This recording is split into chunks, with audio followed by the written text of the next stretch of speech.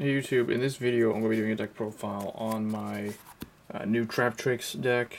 This one is my updated one, including Primal Origin. So they did get one new card, as you can already see here. So I decided to just retune the deck, change it up and see how it goes. Let's get started here.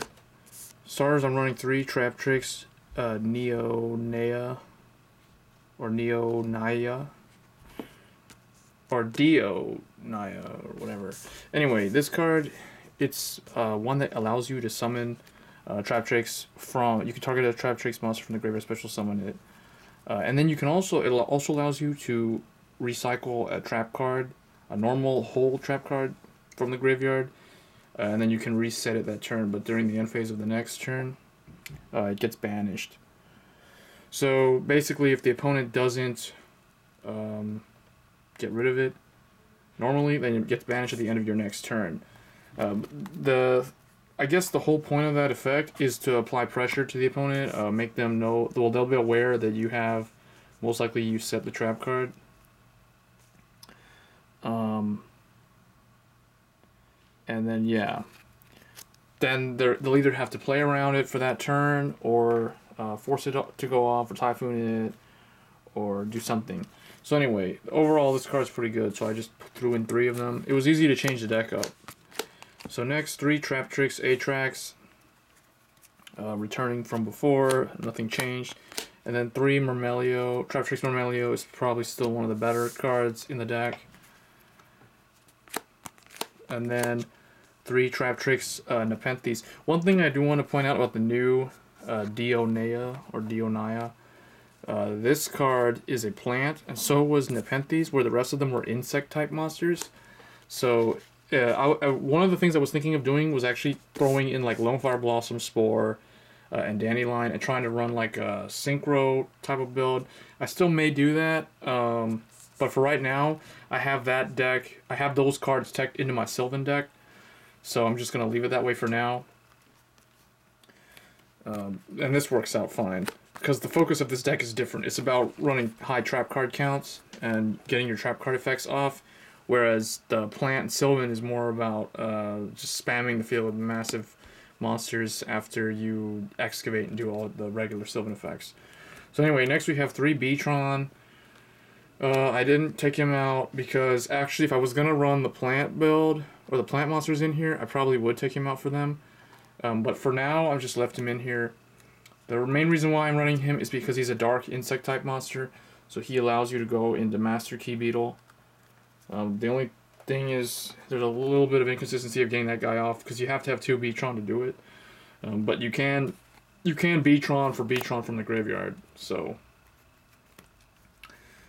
yeah, so I'm just leaving him in there, and then I'm running 2 Armor B, same as before. I didn't take him out either. Mainly because there's a lot of insect-type monsters, so I thought insect was the way to go. Otherwise, the alternative would be to mix them with plants. So that's the monster count for now. And then for spells, I'm still sticking with my 3 Verdant Sanctuary. I still need to run 3 now. Originally, I was thinking of dropping it to 2, but I kept 3 because I upped the trap hole count. So I had to keep these in order to still be able to use Beetron's effect consistently enough where I'd actually be able to then exceed summon with using him. Next, 2 Pot of Duality, and then Dark Hole, Book of Moon, Swords of Revealing Light, and then I could also run Mind Control, but I just don't have an extra one for this deck because they're all my Mind Controls are in different decks right now. But ideally, you could run Mind Control. It's a good way to easily get an Exceed out, because level 4 is a very common level, and every single Traptrix monster, as well as the other insect monsters that I have in here, are level 4. So Mind Control would be a very good choice, but I just don't have one. So you can think of this as either Mind Control or some other random spell tech card. But for now, I just put Smashing Ground. Nice thing about it is it doesn't target, and there's a lot of big monsters nowadays that cannot be targeted by card effects, so Smashing Ground is a nice workaround to that. And then just 2 Mystical Space Typhoon. Although Mystical Space Typhoon is pretty bad against artifacts, but it doesn't matter because artifacts is just one deck type. For traps, I'm running 3 of my Traptrix Traptrix Nightmare. I had three of these originally, then I dropped it to 2, and then when I put in the new Traptrix card, I put it back up to 3. Just because now there's more ways of getting it off again, because with the new, with Dionaea, you can get this back from the graveyard and use it again. So 3 Traptrix Traptrix Nightmare. The card is pretty good. For a while, I remember people were really wanting to obtain this card for some reason. I'm not exactly sure what all the hype was around this.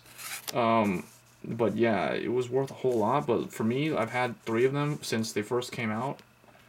So I was set for my Traptrix Traptrix Nightmare. And then next, I have 1 Void Trap Hole.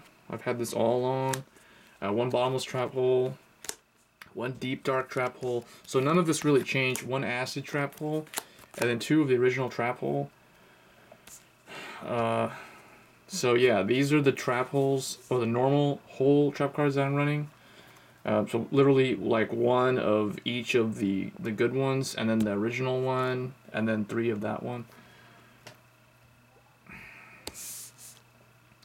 So 9 trap cards, or whole trap cards, and then I have Call of the Haunted, Compulsory, and Torrential Tribute. I took out my Phoenix Chains.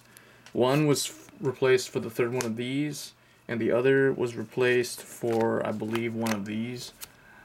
But that's pretty much the deck. I could run Mirror Force in here. I just stuck with Call of the Haunted and my 3 Verdant Sanctuaries, primarily because once you exceed someone, Call of the Haunted is just sitting on your field pointlessly. And Verdant Sanctuary, you only really need to use the effect once or twice. So you can use these cards, send them off for Beetron's effect. That's why I have these in here, if you were wondering. They're mainly for Beetron. So Beetron's a pretty good engine for the deck, outside of the regular Traptrix stuff. So anyway, moving on to the extra deck. Running 1 number 66 Master Key Beetle, down from 2 because I never really bring this guy out that much anymore. And the only way to get him out, because it requires 2 level 4 Dark Monsters, is with 2 Beetrons.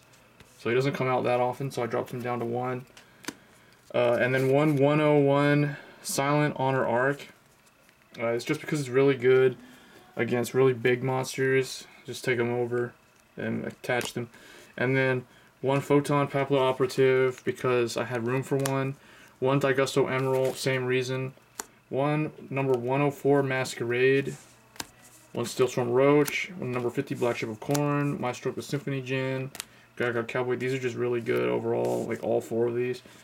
And then 1 Tin Archduke. Because I have room. Same thing with the Abyss Dweller. Evilswarm Ouroboros. Number 39 Utopia. Actually 2 Utopia because I didn't really have anything better to put in. And then 1 C39 Utopia Ray. These are just kind of like filler cards.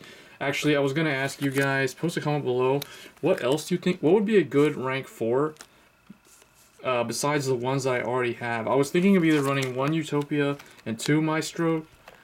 Because I have those available to use, but let me know in the comments, like, what would be a good replacement to either this Utopia or C39 or any of these others, because my extra deck was really hard to figure out, like, what to throw in for the Traptrix deck. So anyway, guys, hope you enjoyed the video. Stay tuned for more deck profiles, and let me know what you think of the deck. Overall, what would you change out? As always, guys, rate, comment, subscribe. Thanks.